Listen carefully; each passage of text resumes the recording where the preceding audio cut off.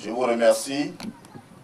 Bonne fête à chacun et à chacune. Je pense que non, le chef a parlé. On peut encore applaudir ces paroles fortes.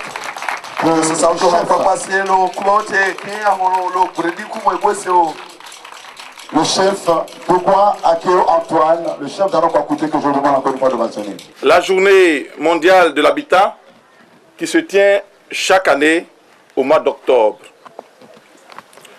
Mais avant de parler de cette journée, je voudrais brièvement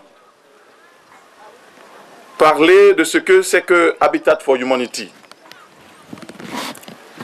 Habitat for Humanity est une ONG internationale d'origine américaine qui est née aux États-Unis en 1976 grâce aux efforts d'un riche avocat nommé Mila Fuller qui a vendu ses biens, tous ses biens, pour pouvoir s'occuper des populations qui sont dans le besoin.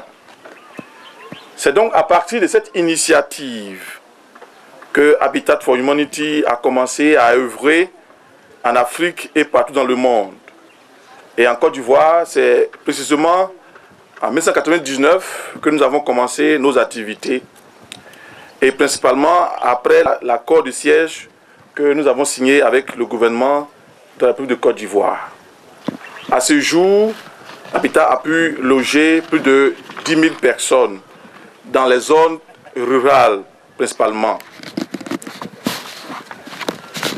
Habitat for Humanity a cette histoire particulière. Elle est née, bien entendu, en 1976, mais avant ça, Habitat a commencé ses activités dans le sud des États-Unis, dans l'État de Géorgie, au moment où la ségrégation raciale faisait rage aux États-Unis.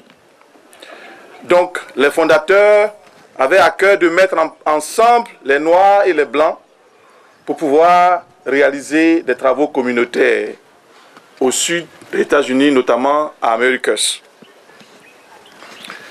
Le thème choisi cette année par les Nations Unies, c'est transformer les villes, créer des opportunités. À travers ce thème, les Nations Unies entendent souligner l'urgence, nécessité d'axer davantage nos efforts pour réduire la pauvreté à l'échelle mondiale et promouvoir le logement pour tous.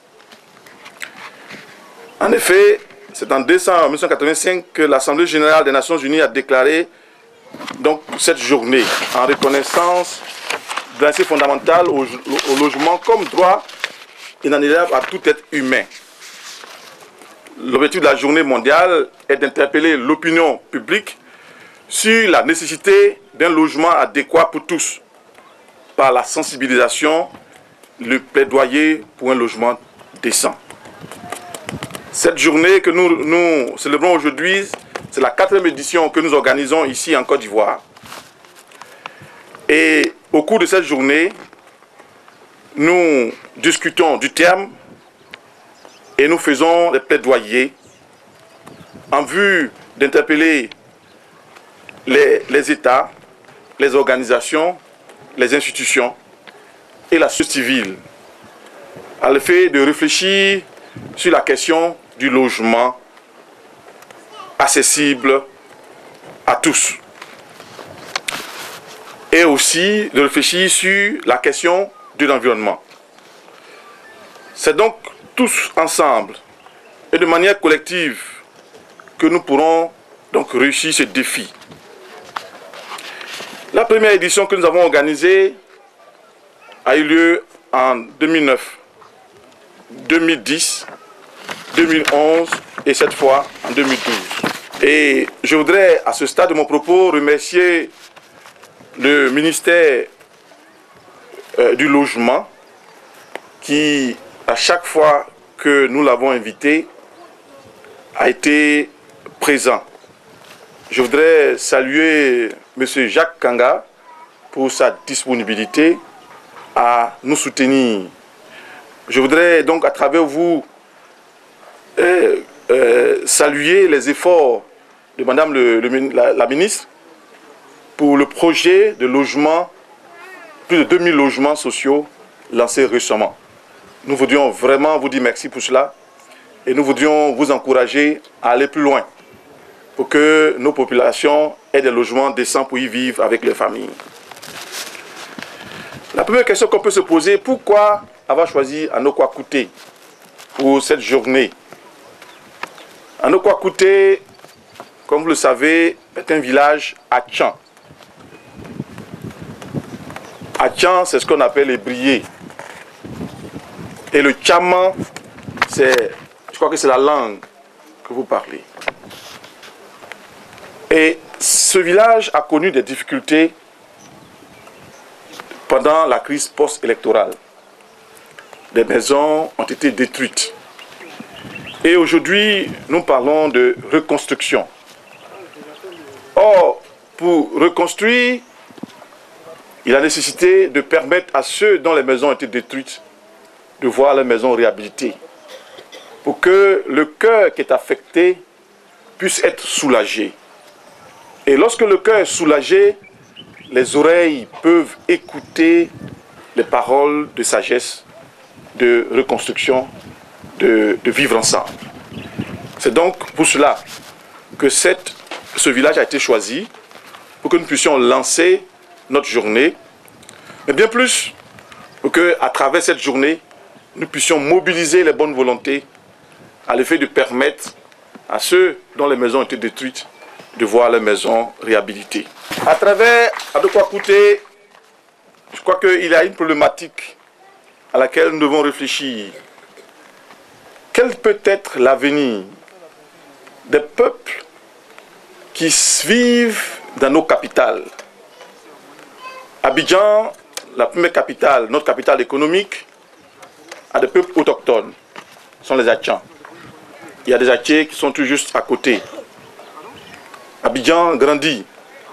Je me souviens, en 1973, j'ai passé des vacances chez mon oncle, non loin de Nyangon Adjamé, sur la voie de Dabou.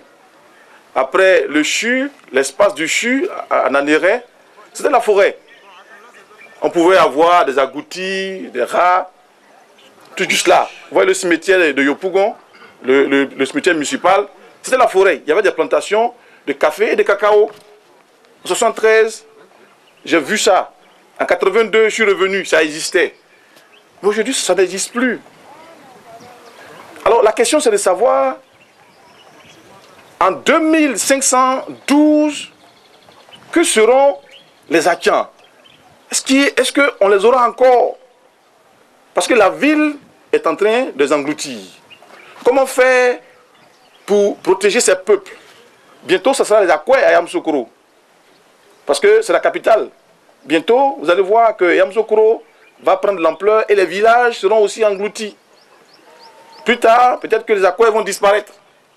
Il nous appartient de tout faire pour préserver ces peuples.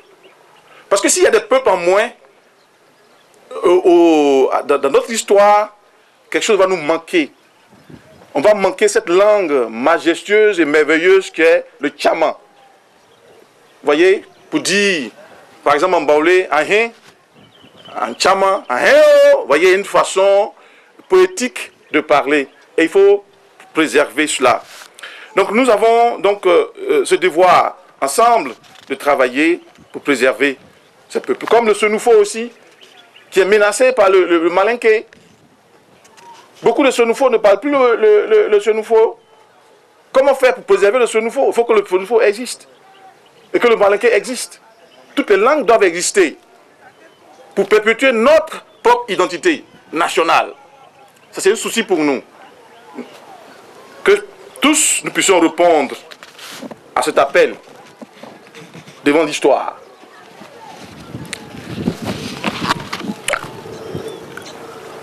Sur notre invitation, Sosimat, qui est un des cimentiers que vous connaissez, a accepté de nous accompagner. Je voudrais que nous puissions acclamer Sosimat pour cela. Sosimat a accepté de nous accompagner. Ils ont déjà fait un don. Mais ce don, je vais laisser le temps à Sosimat. Parce que nous voudrions revenir ici à la fin de ce mois pour commencer les travaux. Et ce jour, Sosimat viendra vous dire le don qu'il nous fait, la quantité de tonnes de ciment qui vont nous faire. Je vais laisser la place à Sosimat de vous communiquer cela. Mais je voudrais aussi inviter les autres à contribuer. Notre philosophie, c'est qu'ensemble nous sommes forts. Donc, Sosimat fait un don. Nous avons sollicité Côte d'Ivoire. On va solliciter encore d'autres bonnes volontés pour que chacun apporte ce qu'il a et qu'ensemble nous puissions construire ou reconstruire ces maisons pour ces familles. Je voudrais aussi inviter les Akians et les Akés à venir à notre secours. Je voudrais aussi inviter les responsables religieux. Tout à l'heure, l'église méthodiste unie a chanté. Je voudrais vous inviter à participer à cette œuvre. Je voudrais aussi inviter les églises catholiques ou l'église de Jésus-Christ, la mission Ariste, à aussi participer. C'est ensemble. On a aussi quelques frères d'autres religions qui sont là, qui pourraient aussi venir pour qu'ensemble nous puissions construire ces maisons côte à côte. C'est cela qui nous intéresse. Nous voudrions donc vraiment vous inviter, les jeunes du village, à vous mobiliser pour que nous puissions construire ensemble ce village, ce beau village. À travers notre thème, transformer les villes et créer des opportunités, nous voudrons aussi parler de l'amélioration du cadre de vie à travers la protection de notre environnement. Vous avez parlé, tout à l'heure, le chef du village a parlé de l'assainissement. Lorsqu'il pleut, il y a de l'eau de ruissellement dans le village. Et je vais venir un jour en temps de pluie pour voir exactement comment ça se passe. Mais déjà, nous pouvons inviter notre ministère de l'Environnement à nous aider à travers ces experts pour voir qu'est-ce qui peut être fait. Cela coûte beaucoup d'argent, c'est vrai, mais il y a des choses qu'on peut faire facilement. Vous avez l'autoroute du Nord à partir de Yopougon. Il y a eu à un moment donné une partie de la voie qui s'est effondrée. Et selon le ministre Patrick Hachi, c'est parce que le passage de l'eau, les caniveaux ont été bouchés. Donc l'eau a dû forcer le passage.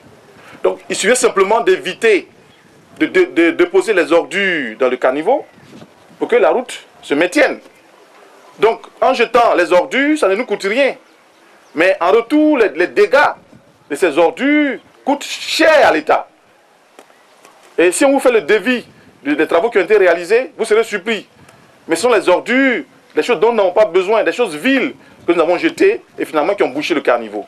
Donc, Donc nous sommes interpellés à avoir un comportement citoyen. Les villages ébriés sont des villages très propres. En 1973, j'ai vu à Nyangouandiamé, c'était très, très, très joli. Donc la nouvelle génération doit perpétuer ce que les parents ont fait en protégeant aussi l'environnement. C'est vrai qu'il nous reste un chemin à parcourir pour réaliser l'objectif de villes viables à long terme, de villes assainies.